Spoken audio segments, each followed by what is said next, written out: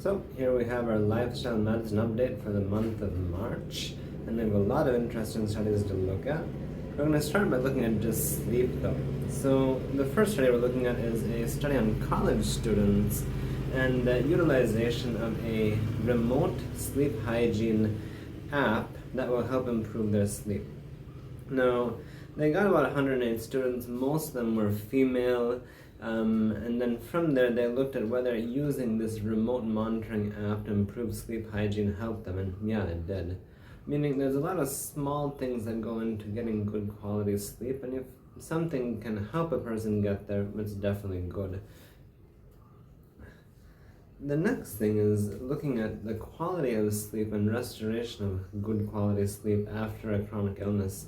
This study looks at people who've had COVID, and it finds that if they've been chronically ill in the ICU, it can take almost 24 months for them to get back to a normal sleep pattern. Now, many of us have actually gone through COVID, so we understand how bad it is, and we may be suffering from insomnia. But what people miss out on often is it's not just that it takes 24 months, but many of the things we do already can make this worse or prolong that time, or we never reach normal sleep again. One of those things is actually the screens that we use. The screens we use will put out blue light. If we use it before bed, it can impair sleep. So while we could get back to, we're not, because we're not using the right habits. The next thing is sleep in the third trimester of pregnancy and depression. So this study looks at women who are in their third trimester, and it assesses how their mood is, their sense of depression and their sense of control. And it finds that if they aren't sleeping as well, they'll be more prone to depression and feeling less in control. Another study from Israel looks at sleep in the elderly people and what that links to. This has 1,519 people, and it finds that those who have increased night sleep or have an afternoon nap, those people have a higher mortality. These are irregular sleeping patterns. When we look at the overall, there's so many things that lead to this kind of abnormal sleep pattern, but one of those is non-adhering to a 6 pillars of lifestyle, meaning we're not getting adequate physical activity, etc. Now, what we find is people who have COPD that adhere to these 6 pillars of lifestyle medicine, where they sleep properly, eat healthy, get at physical activity, etc., they actually are much less worse than those who don't, meaning those who eat processed diets and have sedentary lives. From there, we find that even if people adhere to these 6 pillars of lifestyle medicine, if they are pre-diabetic, they don't go into diabetes as fast.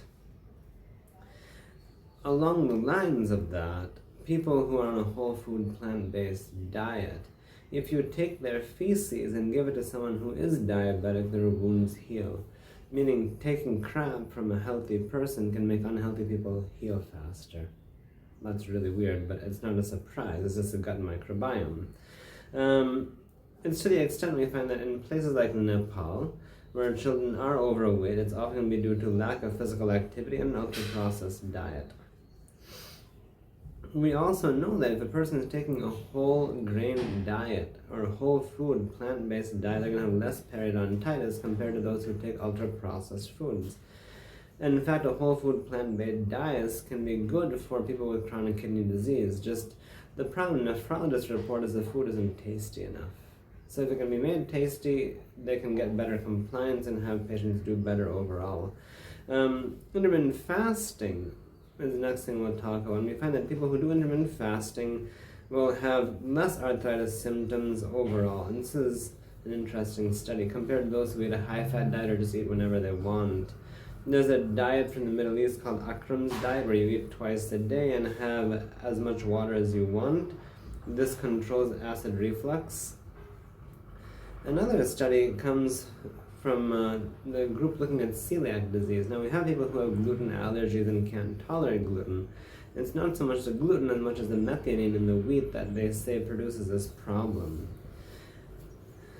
Along these lines, you get a lot of nutraceutical studies, things that claim that if you add this or that you can have a better lifestyle.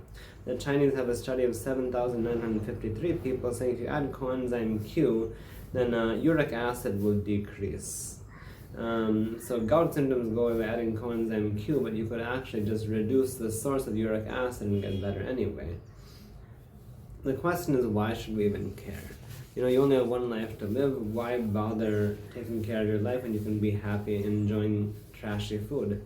Because eventually all these things do come at a cost, and that is damaging the planet. So if we take care of our body, we can actually take care of the planet simultaneously and make it better for the next generation.